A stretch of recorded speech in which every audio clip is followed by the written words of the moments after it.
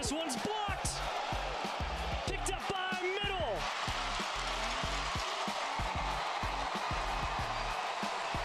Peason again, this time up the middle. Peason breaking it wide open.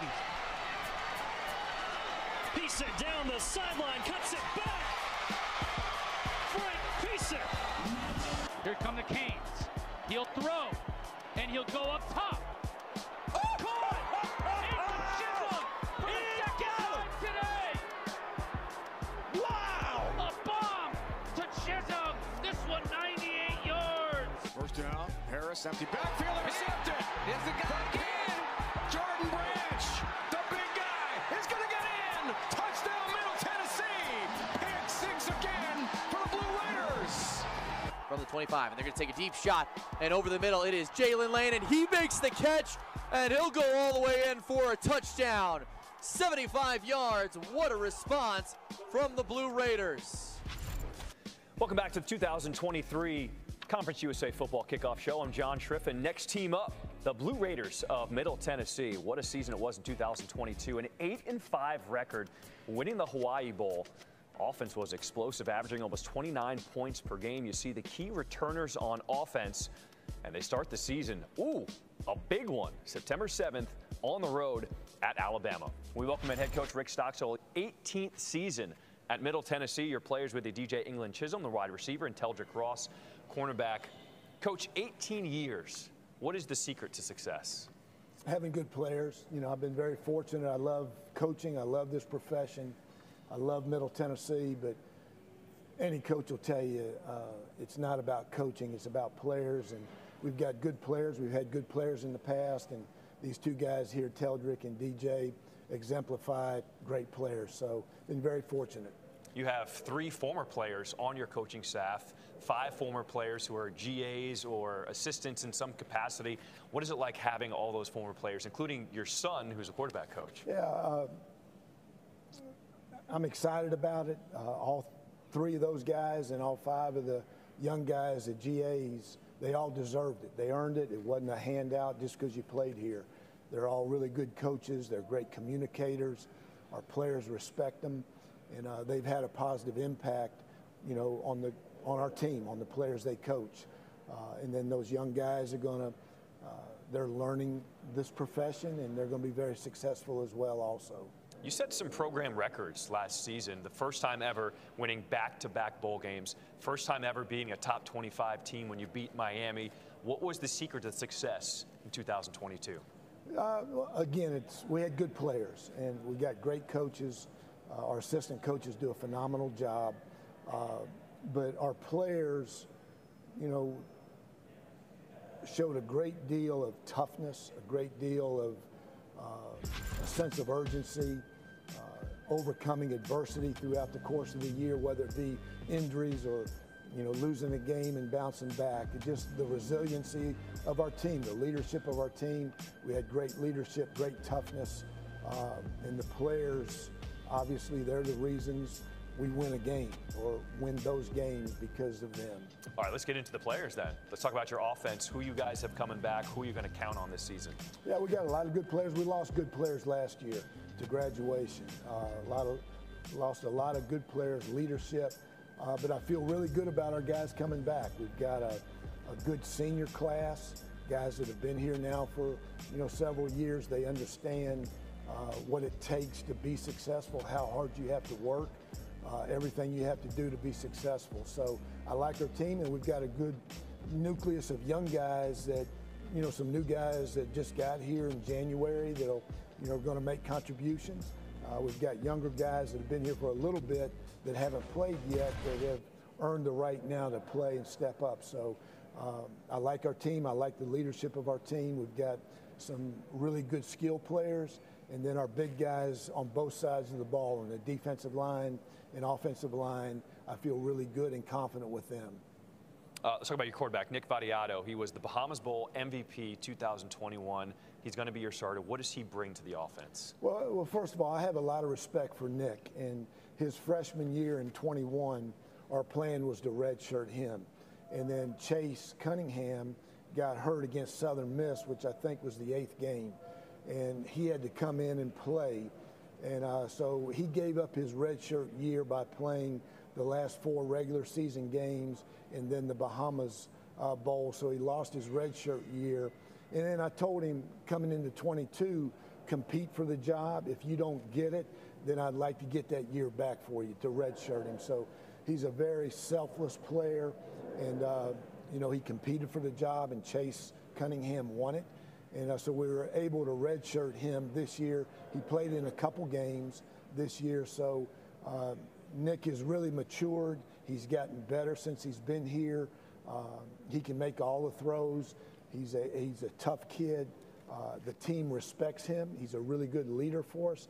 He's got a tremendous work ethic, and he's got a great personality, an even keel that he doesn't get too high, he doesn't get too low. He's able to, you know, put a bad play behind him and a good play behind him and focus on the next one. So I have a lot of respect for him, and I think he'll have a great year for us. Now, you brought DJ, one of the fastest dudes out there. What does he bring to your offense, and what step do you want to make him have here in his senior season? Yeah, again, I'm very proud of DJ. I'm appreciative of him and how hard he's worked throughout his career. You know, he had a great start to the season, then he got nicked and missed 3 or 4 games in the season. You know, so my hope is he can stay healthy because he is a guy that can change a game. As you saw, you know, obviously in the Miami game last year, you know, 2 passes, he averages 80 yards a catch or whatever it was, you know. Just a phenomenal player. He's explosive. Like you said, he's one of the fastest players in the country. He'll be one of the fastest players in this conference. So we as coaches, we've got to do a good job. We got to find easy ways to get him the ball because the more he touches it, the more he can impact the game. So my expectation for him is to have his best year that he's ever had. Okay, DJ, big words from the coach. What do you think? Your best year ever. What does that mean hearing that from your coach? You know, I can't take it lightly. I have to take his word for it. It has to be my best year ever. You know, the coaches is gonna make changes to give me the ball some more. So, like he said, I can impact the game at any moment. So anytime I touch the ball, I plan on making a big play. So I'm ready for it. I'm ready for the challenge. You were ready for that Miami game. Yeah. We got some highlights we're going to pull up right now. The first time ever Middle Tennessee has beaten a top 25 team. Yes, sir. Let's take a look at the screen. I want you to walk me through some of these highlights because they were impressive, especially that 98-yard touchdown. Yes, sir. Just running by everybody. Let's take a look at the touchdowns from DJ.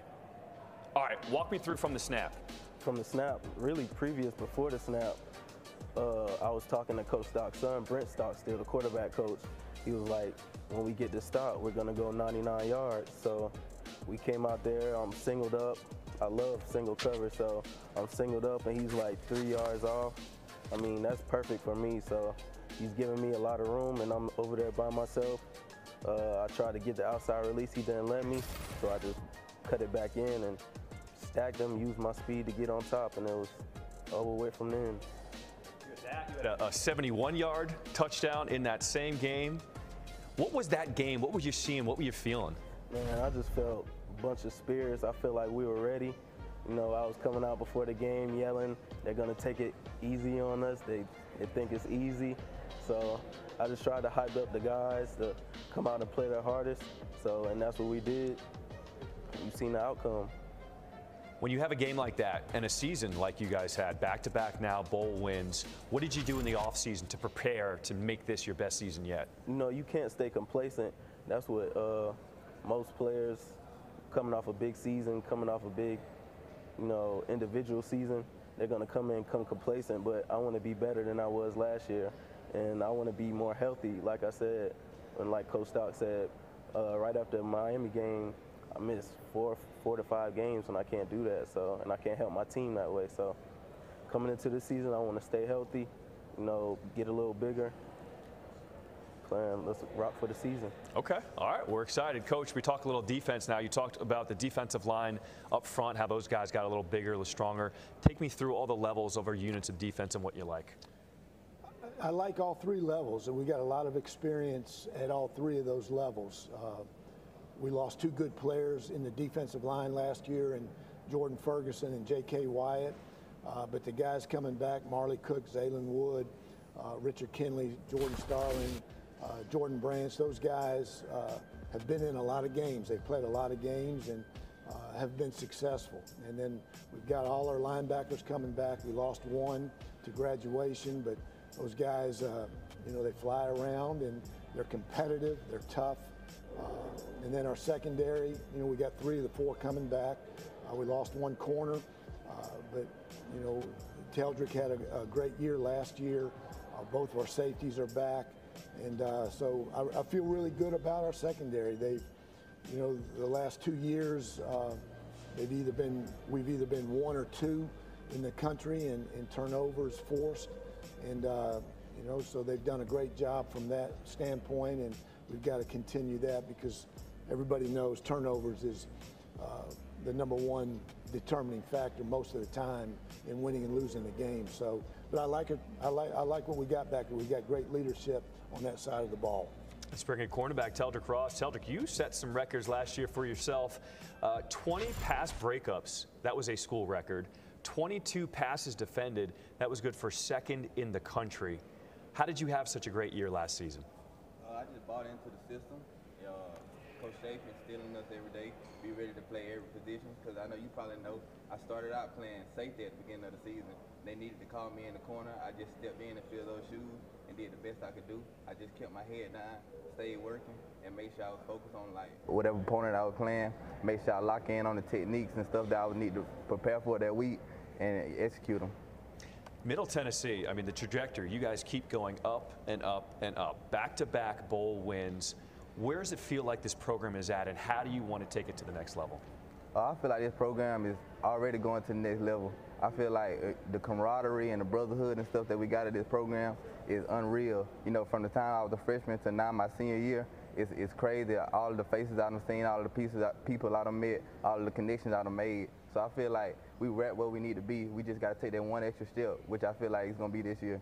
That off-the-field stuff, it seems like it's so important because when times get hard, that's the kind of times when you guys lean on each other. What are some of the things you guys have done off the field this offseason to kind of bond and get closer?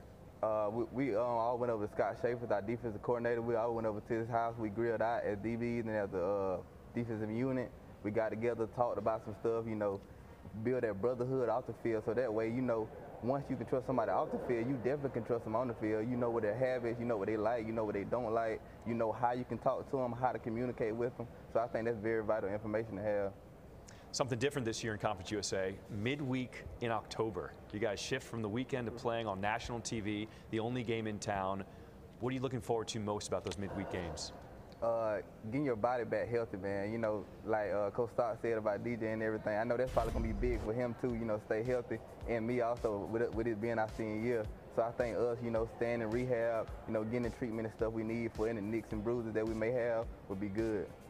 Coach, how do you adjust your coaching philosophy, getting ready for a new wrinkle in the schedule, playing in the middle of the week in October? It's going to be different. And I spent a lot of time this spring and summer evaluating that because you play so many games in a short period of time. And, you know, you've got to be smart in what you implement schematically on both sides of the ball because you're losing a couple days each week, you know, from a game planning standpoint. So we've got to be very smart in how we do that. We've got to be very smart in how we practice, the length of the time that we practice.